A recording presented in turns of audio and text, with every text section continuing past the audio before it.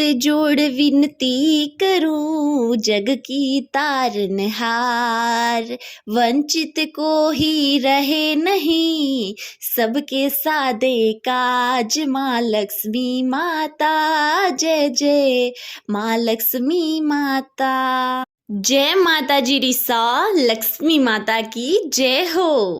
आप सभी को हमारे इस पावन पर्व दीपावली की हार्दिक शुभकामनाएं।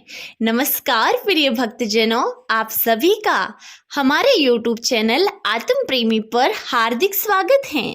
प्रिय भक्तजनों, इस वीडियो के अंतर्गत आप दीपावली के दिन सुनी जाने वाली लक्ष्मी जी की संपूर्ण कथाएं तथा सभी कथाएं सुनने के बाद दीपावली को सुनी जाने वाली धर्मराज की कथा का श्रवण करेंगे। पुराणों के अनुसार दीपावली के दिन लक्ष्मी जी की कथा सुनने से उसके घर में धन धान और समृद्धि की वृद्धि होती है तथा घर के सभी सदस्यों की बुद्धि पवित्र होती है। घर में अन्न धन की वर्षा होती है तथा पूरे परिवार पर माता लक्ष्मी की कृपा हमेशा बनी रहती है। इसलिए प्रिय भक्तजनों, आपसे निवेदन है कि इन कथाओं को पूरा सुनिएगा। इन कथाओं को आधा अधूरा सुनकर कथाओं का और माता लक्ष्मी जी का अनादर मत करिएगा। अगर आपने इस कथा को सुनना शुरू कर दिया है तो पूरा सुनिएगा। माता लक्ष्मी की कृपा आप पर सदैव बनी रहेगी। प्रिय भक्तजनों, कथा सुनने से पहले आपसे निवेदन है कि अगर आप हमारे इस आत्म प्रेमी YouTube चैनल पर पहली बार पधारे हैं तो इस चैनल को सब्सक्राइब अवश्य कर दीजिए, क्योंकि इस पर हर रोज विभिन्न प्रकार की व्रत त्योहारों से संबंधित पौराणिक कथाएं और जानकारी उपलब्ध हो जाएगी आपको, और विभिन्न प्रकार की धार्मिक जानकारी भी आप तक पहुंचती रहेगी। इसलिए निवेदन है, चैनल को सब्सक्राइब अवश्य कीजिए। प्रिय भक्तजनों, अब श्रवण कीजिए दीपावली के दिन सुनी जाने वाली लक्ष्मी माता की सभी कथाओं का। पौराणिक कथा के अनुसार एक साहूकार था। उसकी घरवाली का नाम चंदा था। साहूकार का व्यापार बहुत बड़ा था, लेकिन उसे फायदा कम होता था। उसकी घरवाली चंदा घर में बहुत गंदी रहती थी। घर में जहाँ देखे वहाँ पर गंदा ही पड़ा रहता था। घर में जाले ही जाले रहते थे। बर्तन भांडे टूटे फूटे थे। इस कारण उसका पति उससे नाराज रहता था। लेकिन चंदा का नियम था कि वह रोज विष्णु भगवान और लक्ष्मी जी की पूजा करती थी। एक दिन लक्ष्मी जी को दया आ गई। अमावस्या की अंधेरी रात में चंदा गली में से दीपक लेकर जा रही थी। वहां से लक्ष्मी जी आए और चंदा को बोला कि मुझे दीपक की रोशनी बता। चंदा ने रोशनी बताई। माता लक्ष्मी और चंदा दोनों रास्ते में बातें करती करती चल रही थी। लक्ष्मी जी ने कहा कि हम दोनों सहेलियां बन जाते हैं। चंदा बोली, ठीक है। एक दिन लक्ष्मी जी चंदा के घर आए। चंदा का घर देखकर बोले कि बाई बाई घर की ये क्या दशा की है, चल हम दोनों घर की सफाई करें। चंदा बोली, मुझे तो बच्चे और दूसरे कामों से फुर्सत नहीं मिलती, मैं काम कैसे करूं। तब लक्ष्मी जी बोले, तू मुझे बता दो, मैं काम करती जाऊंगी। लक्ष्मी जी ने सबसे पहले घर के जाले दूर हटाए और झाड़ू निकाला, चौका दिलवाया, घर के सारे बर्तन भांडे धोकर चमकाए, गंदे कपड़े धोए, फिर स्नान करके स्वच्छ कपड़े पहने। चंदा सुंदर दिखने लगी। इसके बाद दोनों सहेलियां मिलकर रसोई बनाई और खाना खाया। लक्ष्मी जी ने चंदा से कहा, रोज ऐसा ही स्वच्छ घर रखना, जिससे तेरा पति तेरे से प्रसन्न रहेगा और धंधे में बरकत होगी। दूसरे दिन चंदा के पति के धंधे में बरकत हुई और वह चंदा से खुश रहने लगे। लक्ष्मी जी चंदा के घर रोज रोज आते और चंदा को नए नए काम सिखाते। चंदा अब सभी काम अच्छे से करने लगी और मन में कहने लगी कि मेरी ये सहेली अच्छी मिली है।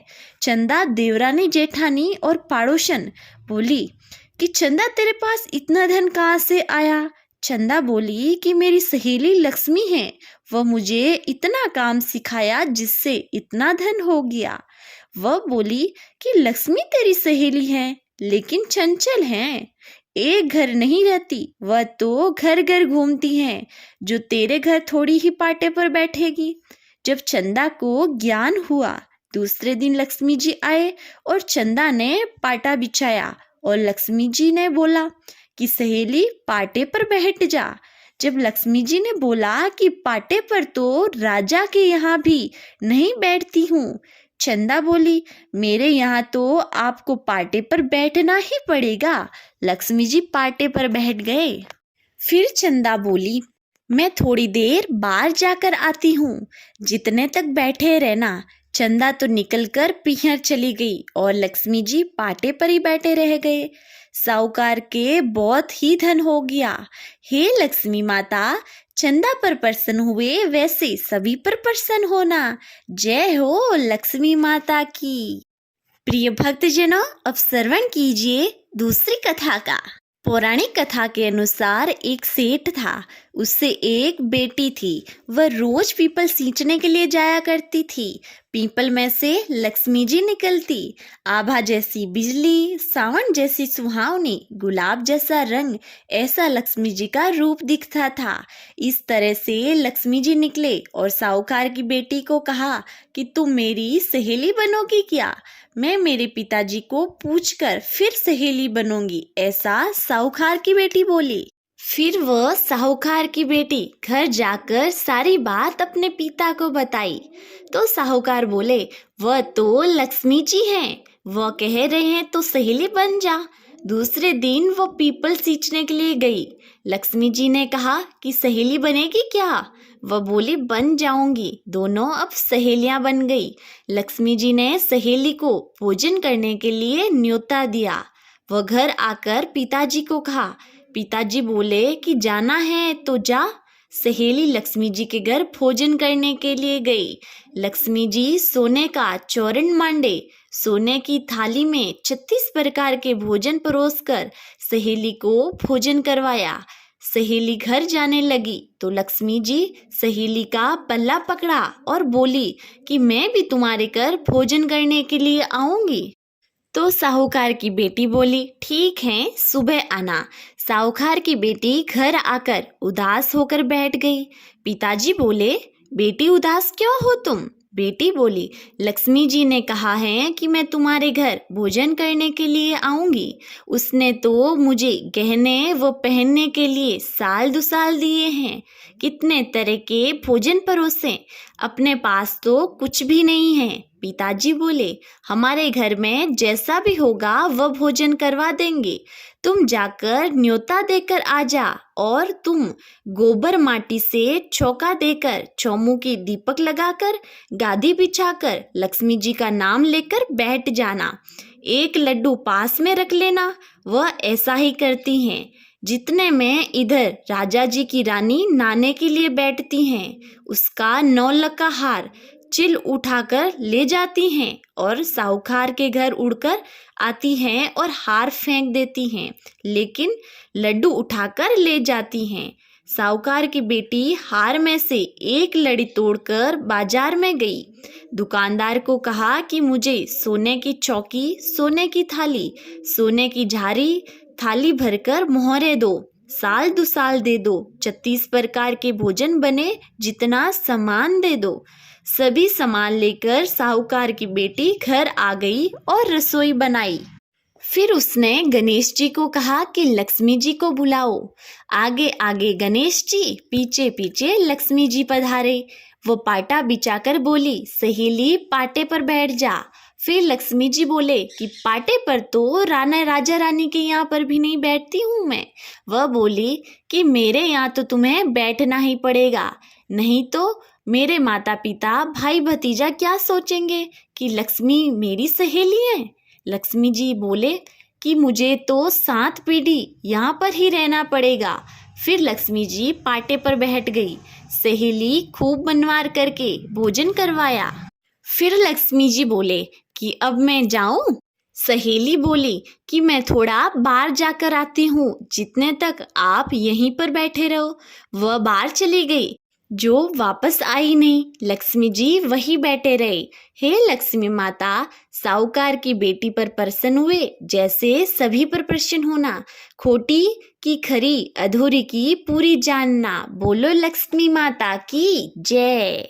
प्रिय भक्तजनों, अब श्रवण कीजिए लक्ष्मी माता और एक बुढ़िया की कथा का। पौराणिक कथा के अनुसार एक गांव में एक बुढ़िया रहती थी। उसके 7 बेटे थे। 6 की शादी हो गई। सबसे छोटे बेटे 7वें की शादी करनी थी। 7वें बेटे के लिए उसकी माँ ने दूर देश की एक सुंदर कन्या बहू के रूप में ढूंढी। जब सबसे छोटी बहू घर में आई तो उसने दीपावली की तैयारी जोर शोर से की। पहले उसने अपने घर को झाड़ बुहार कर साफ किया, घर के बर्तन मांज कर चमकाए, घर आंगन को लीप पोत कर सुंदर रम्य बना दिया तथा घर के आंगन व मुख्य दरवाजे पर सफेद पांडु से तरह तरह के मांडने मांडे। 6 जेठानियां व विधवा सास छोटी बहू के काम को समझ नहीं पाई, लेकिन बहू की साफ सफाई व इस तरह से रंग रोहन बहुत पसंद आया और सबने छोटी बहू की बड़ी प्रशंसा की।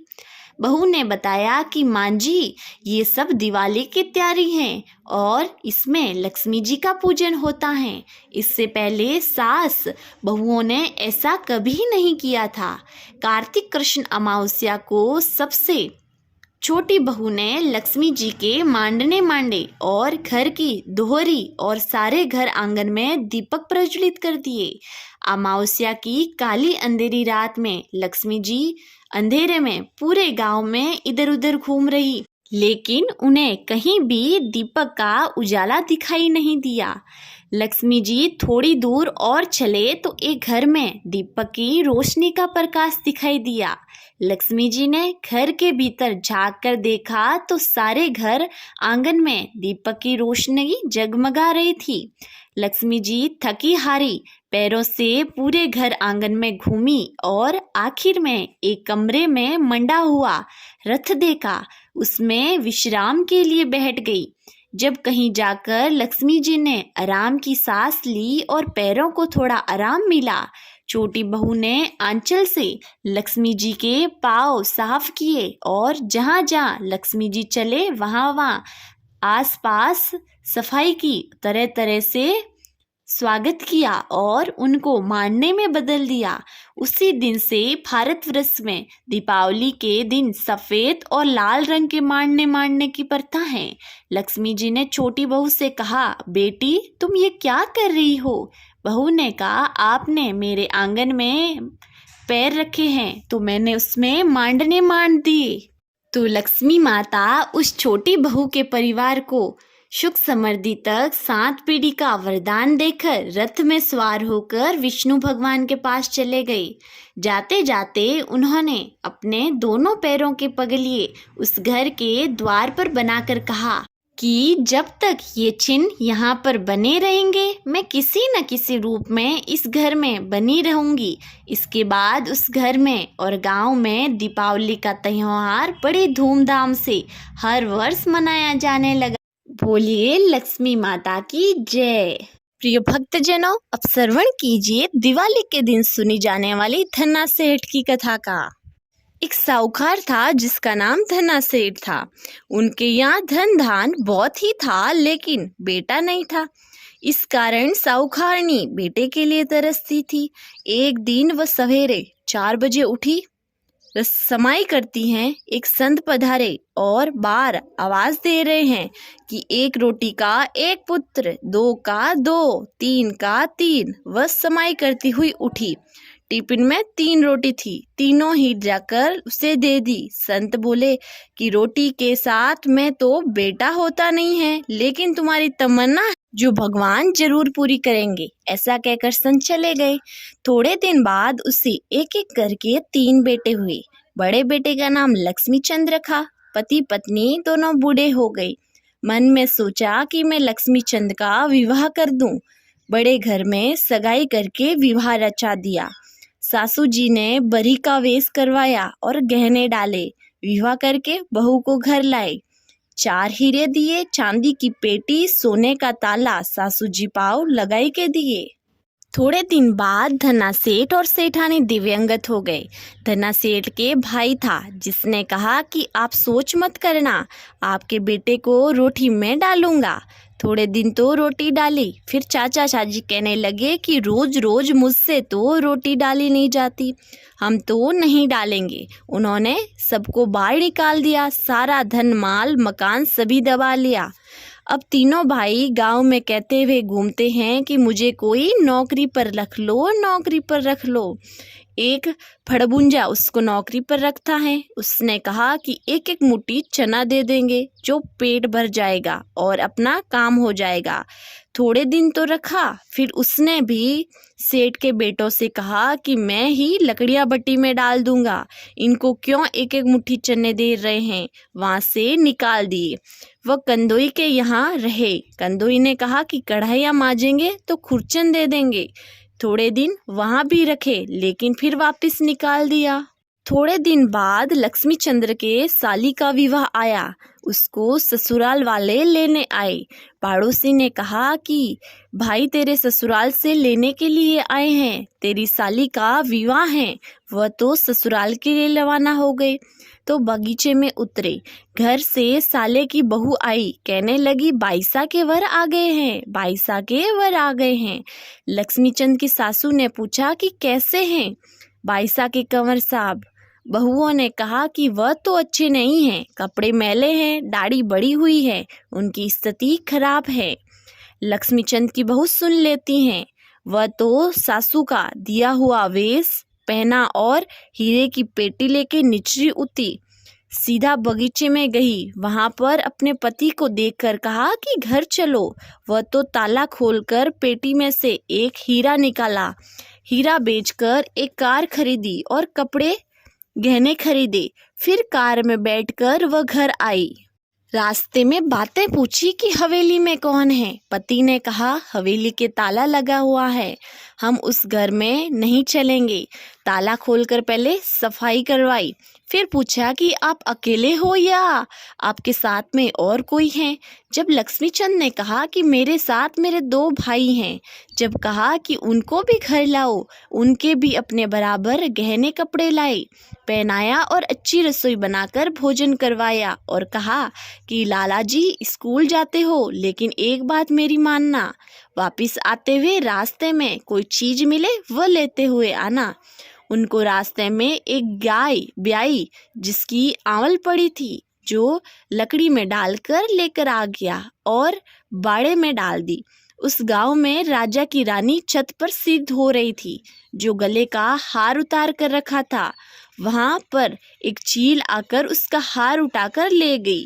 वहां बाड़े में मांस के लोथ पर पड़ा था, जो रानी का हार वहां पर छोड़कर मांस का लोथ उठाकर लेकर चली गई। दिन उगते ही वह बाड़े में जाकर देखा तो वहां पर हार चमक रहा था। वह लाल जी को पूछा कि देवर जी ये क्या लेकर आए हो। वह तो हार उठाकर अंदर ले आ गई। उधर रानी जिद करने लगी कि मेरा हार ढूंढ कर ले आओ। राजा ने कहा मैं कहाँ से लेकर आऊं। लोगों ने चुगली कर दी कि रानी का हार धन्ना सेठ के यहाँ पड़ा है। राजा जी लेने के लिए गई। लक्ष्मीचंद की बहू कहती हैं कि एक शर्त पर हार वापस दूंगी। राजा ने कहा क्या शर्त है, पहले मुझे वचन दो। राजा ने कहा अगर वचन से चूकूंगा तो धोबी के कुंड में सूखूंगा। इस बार दिवाली आए तब गांव में कोई भी दीपक नहीं लगाएगा, और वह हार राजा जी को दे दिया। राजा तो वचन में बंध गए।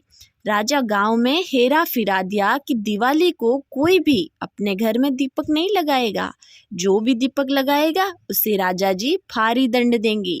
दिवाली आई, गांव में कोई दीपक नहीं लगाया। रात को लक्ष्मी जी बाहर निकले। घोर अंधेरे में लक्ष्मी जी के ठोकर लगने से घुटने पर चोट लगी। लक्ष्मी जी की बहू ओरे में दीपक लगाकर दरवाजा लगा दिया और अंदर बैठकर माला फेर रही थी। लक्ष्मी जी को कहीं भी दीपक नहीं दिखाई दिया। केवल लक्ष्मीचंद के घर में दीपक की रोशनी बाहर आ रही थी। लक्ष्मी जी ने जाकर दरवाजा खटखटाया। लक्ष्मीचंद की बहू बोली आप कौन हो। लक्ष्मी जी बोले, मैं लक्ष्मी हूँ। वह बोली, आप जहाँ से आए हो वहाँ ही जाओ। धन्ना सेठ के बेटे को बड़भुंजा के घर चने सिकवाए और कंदोई के घर कढ़ाई मंजवाई। मेरे ऐसे लक्ष्मी जी का क्या काम का, आप यहाँ वहाँ ही जाओ। लक्ष्मी जी को गुस्सा आ गया और कहा कि मेरे लिए दुनिया तरसती है और ये मुझे वापस भेज रही हैं। लक्ष्मी जी घूम करके वापस गांव में आई तो कहीं भी दीपक दिखाई नहीं दिया। वापस दरवाजा खटखटाया और पूछा, आप कौन हो? लक्ष्मी जी वापस बोले, मैं लक्ष्मी हूँ। तब धन्ना सेठ की बहू ने कहा कि पहले आप मुझे वचन दो तो ही दरवाजा खोलूंगी। लक्ष्मी जी ने वचन दिया कि वाचा वाचा ब्रह्मा वाचा, वचन चुकू तो धोबी के कुंड में सुकूं। लक्ष्मी जी ने वचन दे दिया। जब दरवाजा खोला और कहा कि आप मेरे 7वें कोठे में बैठो। लक्ष्मी जी ने कहा, मैं तेरे वचन में बंध गई हूँ, मैं तेरे घर से कभी नहीं जाऊंगी और बणिए को ऐसा दुख कभी नहीं दूंगी। हे लक्ष्मी माता, जैसे धन्ना सेठ के परिवार पर प्रसन्न हुए वैसे हम सभी पर होना। ऐसे रूठे जैसे किसी पर मत रूठना। सभी के अंधन के भंडार भरना। कहानी कहने वाले को, सुनने वाले को, हुंकार देने वाले को भी। दिवाली को दीपक देकर ही भोजन करना। अधूरी की पूरी, पूरी की परवान करना। बोलिए लक्ष्मी माता की जय। प्रिय भक्तजनों, अब श्रवण कीजिए दीपावली पर सुनी जाने वाली धर्मराज की कथा का। पौराणिक कथा के अनुसार 2 बुढ़िया थी, एक तो अमीर और एक गरीब। अमीर तो कंजूस थी, वह न तो व्रत पूजा पाठ करती और न ही किसी को दान देती थी। वह कहती थी कि व्रत पूजा पाठ करने से क्या होता है। दूसरी बुढ़िया गरीब होते हुए भी मन की अमीर थी। सुबह जल्दी उठकर स्नान करती थी, तुलसी माता बड़ पीपल सींचती थी, भगवान का नाम लेती, मंदिर में जाकर धर्मराज सूरज भगवान की कहानी सुनती थी। घर आकर रसोई करके भगवान को भोग लगाकर गाय कुत्ते के नाम की रोटी निकालती। वह कोई अतिथि या ब्राह्मण को भोजन करवाने के बाद स्वयं भोजन करती थी। दूसरी बुढ़िया जो अमीर थी वो मन में हंसती थी कि देखो अकेली जीव हैं फिर भी पूरे दिन कुछ न कुछ करती रहती हैं, नहीं करे तो क्या बिगड़े। ऐसे करते करते बहुत दिन बीत गए, दोनों बुढ़िया मर गई। गरीब बुढ़िया तो नित्य कर्म पाठ पूजा दान करती तो उसका तो बहुत जल्दी ही जीव निकला। लेकिन दूसरी बुढ़िया अमीर थी जो कुछ नहीं करती थी, वह सब यहीं पर छूट गए। यमराज के लोग उनसे को रास्ते में मारते पीटते डराते धमकाते हुए लेकर चले। रास्ते में वह बुढ़िया कहने लगी कि मुझे भूख प्यास लगी है। यमराज के लोगों ने कहा कि तुमने किसी को भी भोजन नहीं करवाया, पानी नहीं पिलाया, अब तुम्हें क्या खाना खाओगी। तुम किसी भूखे प्यासे को भोजन करवाती, दान धर्म करती तो आज तुझे भी जो भी मिला है, नहीं तो वह भी छूट जाता। रास्ते में कांटे चुभे, सर्दी गर्मी वर्षा पड़ी और अनेक कष्ट भोगे। उसके मन में पछतावा हो रहा था कि मैं भी दान पुण्य पूजा पाठ करती। वैशाख में पानी की मटकी छतरी चप्पल का दान का महत्व बताया हुआ है, वो करती तो आज ये दिन नहीं देखना पड़ता। चलते चलते यमराज के दरबार आया। बुढ़िया अंदर गई तो गरीब डोकरी तो भगवान के पास सिंहासन पर बैठी थी। अमीर बुढ़िया को देखते ही चित्रगुप्त ने बोला कि इसका इस जन्म का खाता बही तो देखो। तो बोले, इसे तो तपते हुए कुंड में डालो। इसने तो मनुष्य जन्म पाने के बाद भी मनुष्य जैसे कोई भी नित्य कर्म धर्म दान पुण्य पूजा पाठ कुछ नहीं किया। बुढ़िया ने कहा, मुझे इस बार माफ कर दो और मुझे 1.25 पौर का जन्म उधार दो, फिर नरक में वास देना। धर्मराज जी बोले, ठीक है। उधर बुढ़िया के प्राण जाते ही घर वाले एकत्रित हो गए। फिर लोग उसको जलाने के लिए शमशान लेकर गए। जलाने लगे तब वो उठकर बैठ गई। लोग पूछने लगे कि क्या हो गया। तब बुढ़िया सभी को बताती हैं कि मैं 1.25 पौर का उधार जीवन लाई हूँ और दान पुण्य पूजा पाठ नित्य कर्म धर्म करें, धर्मराज जी की पूजा करें, कहानी सुने और सभी को इसका महत्व बताती हैं। इतने ही 1.25 पौर पूरे हो जाते हैं। ऊपर से विमान आता है। बुढ़िया सब के देखते देखते ही स्वर्गवास हो जाती हैं। सभी लोग उसकी जय जयकार करते हैं।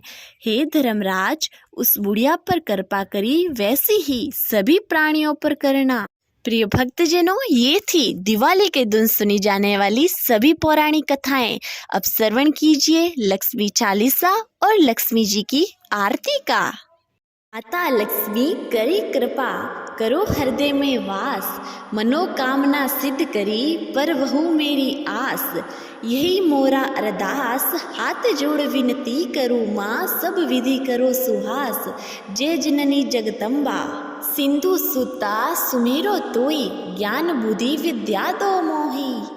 तुम समान कोई नहीं उपकारी, सब विधुपुर आस हमारी। जय जय जगत जननी जगदम्बा, सबकी तुम ही हो अवलंबा।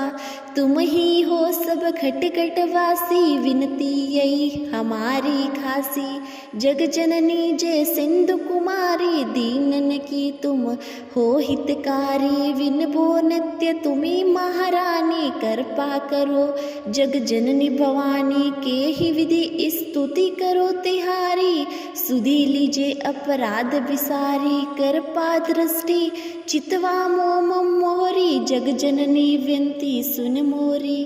ज्ञान बुद्धि सुख की दाता, संकट हरो हमारी माता। सिर सिंधु जब विष्णु मथायो, 14 रत्न सिंधु में पायो। 14 रत्न में तुम सुख राशि, सेवा कियो प्रभु बनिदासी। जब जब जन्म जा प्रभु लीना, रूप बदलते सेवा कीना। स्वयं विष्णु जब नर्तन उधारा, लीवे अवधपुरी अवतारा। तुम प्रगट जनकपुर माही, सेवा कियो हृदय पुलकाही। अपनाया तोई अंतर्यामी, विश्व विदित त्रिभुवन की स्वामी। तुम संबल प्रभु शक्ति नहीं आनी, कह लो महिमा कहो पकानी। मन कर्म वचन करे सवे काही, मन इंचित वल फल पाई। तजी छल कपट की चतुराही, पूजी विविध मन मन लाही। और हाल में कहो बुझाही, जो ये पाठ करे मन लाही। ताको कोई कष्ट नहीं नोही, मन इंचित पावे फल सोई। त्राई त्राई जब जय दुख निवारणी, त्रिविधि ताप भव बंधन हारिणी। जो चालीसा पढ़ावे, ध्यान लगा कर सुन सुनावे। ताको कोई न रोग सतावे, पुत्र आदि धन संपत्ति पावे। पुत्रहीन अरु संपत्ति हीना, अंध बाधिर कोटि अधिदीना। प्रिय बोलायो पाठ करायो, शंका दिल में कभी न लावे। पाठ करावे दिन 40, तापर कृपा करे गौरी सा। सुख संपत्ति बहुत सी पावे, कभी न गाऊं आओ आवे। 12 मास करे जो पूजा, ते ही सम धन्य हो नहीं दूजा। प्रतिदिन पाठ करे मन माही, उन सब को ही जग नहीं नाई। बहुविध काय में करो पढ़ाही, ले परीक्षा ध्यान लगाही। करी विश्वास करे वर्तने माँ, हो सिद्धि उपजे उर प्रेमा। जय जय लक्ष्मी भवानी, सब में वही पित हो गुड़ खानी। तुम्हारे तेज प्रबल जग माही, तुम सबको हो दयालु न काही। मोई अनाथ की सुधि अब लीजे, संकट कटी भक्त मोहि दीजे। भूल चूक करी समा हमारी, दर्शन दजे दशा निहारी। बिन दर्शन व्याकुल अधिक, अरे तुम अचत दुख सहते भारी। नहीं मोई ज्ञान बुद्धि है तन मन में, सब जानत हो अपने मन में। रूप चतुर्भुज करके धारण, कष्ट मोर अब करो निवारण। के ही प्रकार में करो बड़ाई, ज्ञान बुद्धि नहीं मोई अधिकाई। त्राई त्राई दुख हरिणे, हरो वेग सब त्रास। जयती जयती जय लक्ष्मी, करो शत्रु को नाश। रामदास धारी ध्यान नित, विनय करत कर जोर। मातु लक्ष्मी दास पर करो दया की कोर। प्रिय भक्तजनों, अब श्रवण कीजिए लक्ष्मी माता की आरती का। ओम जय लक्ष्मी माता, मैया जय लक्ष्मी माता। तुमको निश दिन सेवत, तुमको निस दिन सेवत हर विष्णु धाता। ओम जय लक्ष्मी माता उमा रमा ब्राह्मणी तुम ही जग माता। ओ मैया तुम ही जग माता। सूर्य चंद्र आद्यावत सूर्य चंद्रमा द्यावत नारद ऋषि गाता। ओम जय लक्ष्मी माता दुर्गा रूप निरंजनी सुख संपत्ति दाता। ओ मैया सुख संपत्ति दाता। जो कोई तुमको ध्यावत जो कोई तुमको ध्यावत रिद्धि सिद्धि पाता। ओम जय लक्ष्मी माता। तुम पाताल निवासनी तुम ही शुभदाता। ओ मैया तुम ही शुभदाता। कर्म प्रभाव प्रकाशिनी कर्म प्रभाव प्रकाशिनी भवनिधि की त्राता। ओम जय लक्ष्मी माता। जिस घर में तुम रहती सब सद्गुण आता। ओ मैया सब सद्गुण आता। सब संभव हो जाता सब संभव हो जाता मन नहीं घबराता। ओम जय लक्ष्मी माता। तुम बिन यज्ञ नहीं होवे वस्त्र न कोई पाता। ओ मैया वस्त्र कोई नहीं पाता। खान पान का वैभव है खान पान का वैभव सब तुमसे आता। ओम जय लक्ष्मी माता। शुभ गुण मंदिर सुंदर सिरधति जाता। ओ मैया सिरधति जाता। रत्न चतुर्दश तुम बिन रत्न चतुर्दश तुम बिन कोई नहीं पाता। ओम जय लक्ष्मी माता। माँ लक्ष्मी जी की आरती जो कोई जन गाता। ओ मैया जो कोई जन गाता उर आनंद समाता उर आनंद समाता पाप उतर जाता। ओम जय लक्ष्मी माता मैया जय लक्ष्मी माता। बोलिए लक्ष्मी माता की जय। भक्तजनों, इस वीडियो के अंतर्गत आप सभी ने श्रवण की माता लक्ष्मी की सभी पौराणिक कथाएं जो दिवाली के दिन सुनी जानी अत्यंत आवश्यक हैं और लक्ष्मी चालीसा और आरती का भी श्रवण किया है। मुझे पूरी उम्मीद है आपको बहुत पसंद आई है।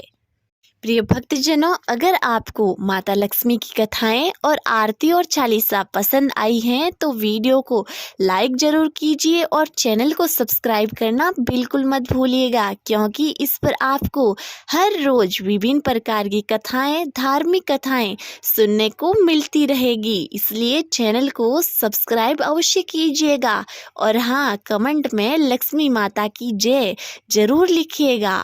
माता लक्ष्मी से प्रार्थना है कि आप पर हमेशा कृपा बना के रखें। मिलते हैं अगली वीडियो में, तब तक के लिए हर हर महादेव।